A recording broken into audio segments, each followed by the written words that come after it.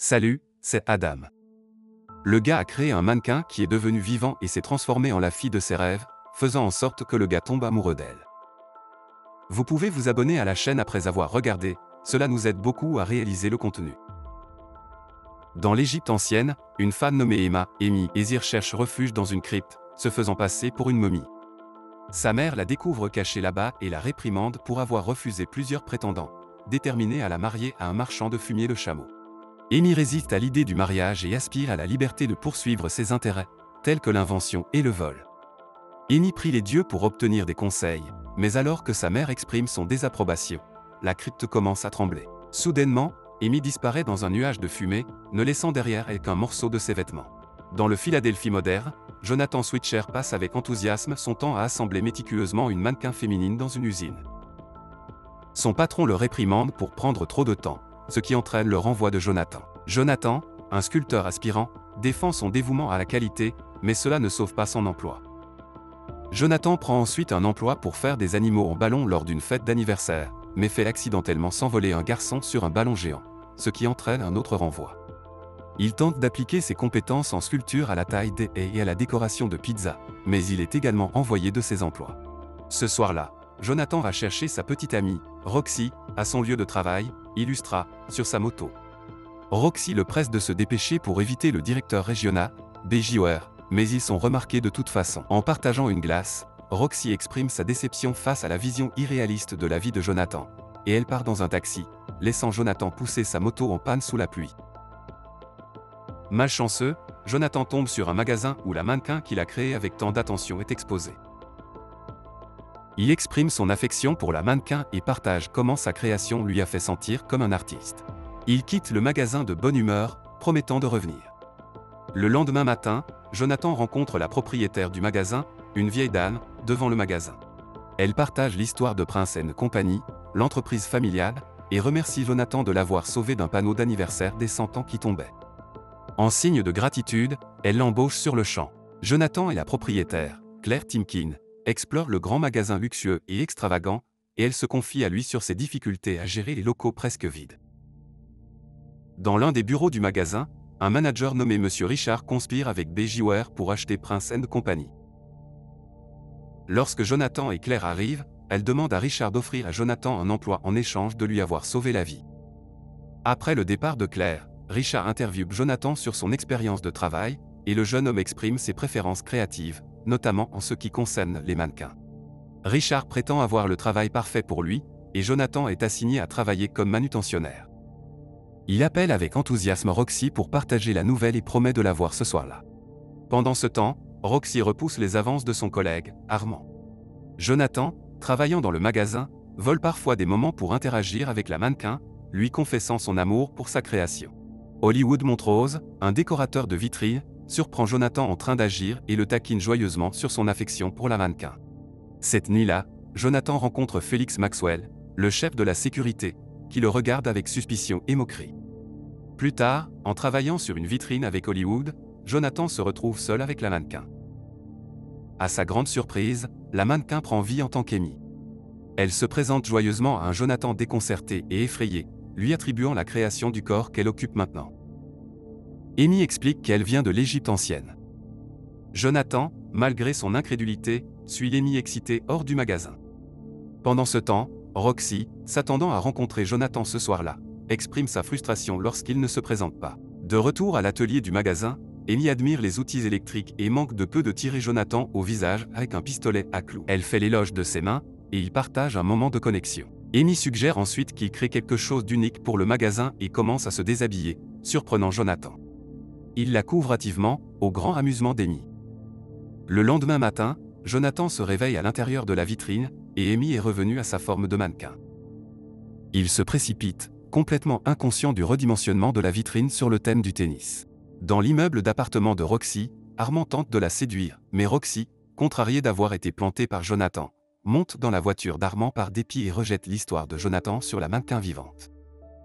De retour chez lui, Jonathan appelle sa mère, se demandant si leur famille a des antécédents de maladie mentale. Plus tard, au magasin, Jonathan parvient à se frayer un chemin à travers une foule discutant avec enthousiasme de la vitrine qu'il a créée. Hollywood le voit à travers la vitre et applaudit son design remarquable. Chez Illustra, BJ laisse entendre l'ouverture d'un deuxième magasin et de laisser Roxy en charge de celui actuel. Cependant, l'un des employés informe BJ avec enthousiasme de la vitrine de Prince & Company, faisant rapidement marche arrière à l'expression de BJ. Après le départ de BJ, l'employé partage l'enthousiasme avec Roxy. Le même jour, BJ apprend qu'un manutentionnaire était responsable de la vitrine impressionnante chez Prince & Company, réprimandant Richard au téléphone pour avoir potentiellement compromis leur plan. Richard, qui semble également avoir été promis la supervision d'Illustra, assure à BJ que la vente se poursuivra. Lors d'une réunion du conseil chez Prince & Company, Richard essaie de discréditer le travail de Jonathan, le décrivant de manière négative. À l'extérieur de la salle du conseil, Jonathan et Hollywood réfléchissent à des moyens d'empêcher Jonathan d'être renvoyé. À huis clos, Richard continue de discréditer le manutentionnaire et pousse pour la vente à Illustra. Missy Timkin intervient en suggérant qu'ils donnent une chance à leur nouvelle vitrine de stimuler les ventes du magasin. La plupart des membres du conseil sont d'accord avec son idée et votent pour reporter la vente de 6 semaines.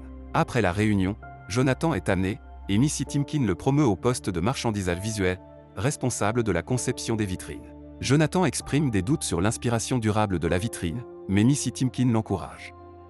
Avant de quitter le magasin, Richard donne des instructions à Félix pour surveiller de près Jonathan alors qu'il travaille sur les vitrines Lani.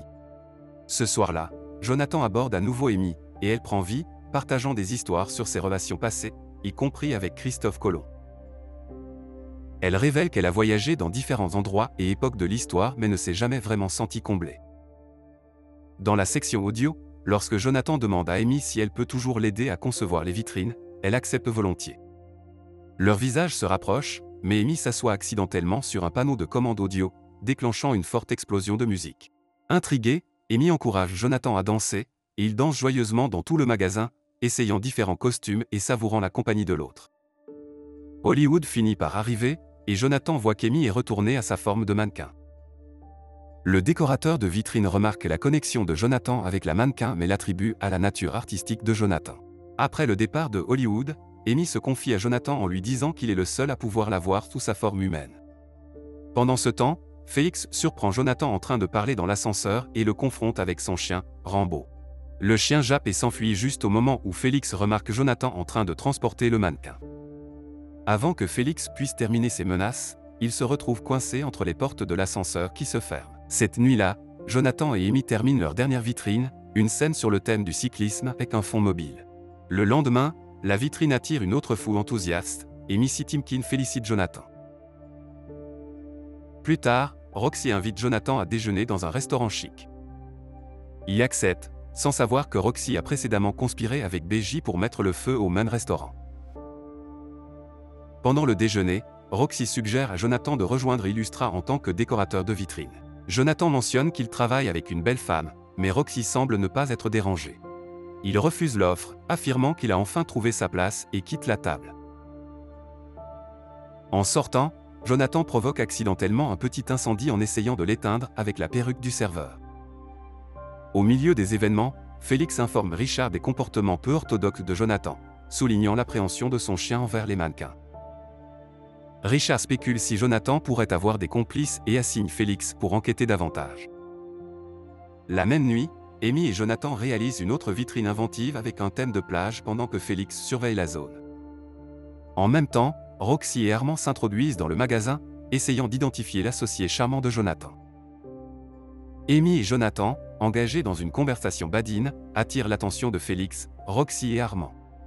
Félix remarque que Jonathan interagit de manière inhabituelle avec un mannequin tandis qu'Armand documente cela et que Roxy réagit vigoureusement aux remarques inappropriées d'Armand. Jonathan explique que ces interactions particulières sont des méthodes pour l'inspiration mais finit par se retrouver dans une altercation avec Félix. Jonathan contre-attaque avec succès avec l'aide d'Amy. Elle assure à Jonathan qu'elle reste inaperçue. Excitée à l'idée d'explorer, Amy rencontre un planeur et alarme involontairement Félix, qu'elle neutralise ensuite. Jonathan et Amy partagent ensuite des moments romantiques, exprimant leur affection avant de terminer leur vitrine, attirant des admirateurs le lendemain. Félix, encore sous le choc, rapporte à Richard et à Missy Timkin, qui rejettent leurs préoccupations et félicitent Jonathan. Finalement, Richard et Félix sont congédiés. Les vitrines de Jonathan élèvent la renommée du magasin, et il continue de créer des vitrines innovantes avec Amy, tandis que le magasin concurrent, Illustra, voit ses ventes décliner. Le succès de Jonathan aboutit à une promotion, mais les images capturées par Armand sont considérées comme potentiellement préjudiciables à l'image de Jonathan par BJ, ce qui entraîne des complots pour exploiter cela. L'engagement de Jonathan envers Amy s'intensifie, et ils partagent des moments passionnés, attirant l'attention de Hollywood, qui aspire à apprendre de Jonathan. Amy reste incapable de révéler sa vraie nature aux autres, laissant Jonathan gérer Hollywood seul. Par la suite, des complots pour dérober le mannequin préféré de Jonathan émergent, orchestrés par BJ et Richard. Jonathan et Amy continuent de se réjouir de leurs moments et de leurs créations partagées, tout en faisant face à des tentatives de recrutement et de distraction de la part de Roxy et de son entourage. Félix et Richard, déterminés à leur vol, poursuivent Jonathan et Amy, endurant de multiples mésaventures. Jonathan et Amy savourent leur exploration et leur romance avant de faire face à une intrusion de Félix et Richard, ce qui entraîne l'enlèvement de plusieurs mannequins, y compris Amy. Jonathan, réalisant la disparition d'Amy, confronte les antagonistes chez Illustra et fait face à de multiples altercations et défis dans sa poursuite pour sauver Amy de la destruction imminente. L'entreprise de Jonathan est soutenue par Hollywood, et la transformation miraculeuse d'Amy est constatée par un ouvrier. Ils partagent des moments triomphants et romantiques alors qu'Amy est présentée à Hollywood. Des complications surviennent alors que BJ, Félix et Richard tentent d'appréhender Jonathan, mais Missy Timkin intervient, entraînant l'arrestation de Richard et de Félix, tandis que la véritable identité d'Amy reste cachée. Les événements en cours aboutissent à l'union de Jonathan et d'Amy, témoignés par leurs amis et une foule enthousiaste. Si vous êtes intéressé par ce genre de film, veuillez passer à la vidéo suivante à l'écran et partagez également vos réflexions sur ce film dans les commentaires. Mettez un j'aime et abonnez-vous.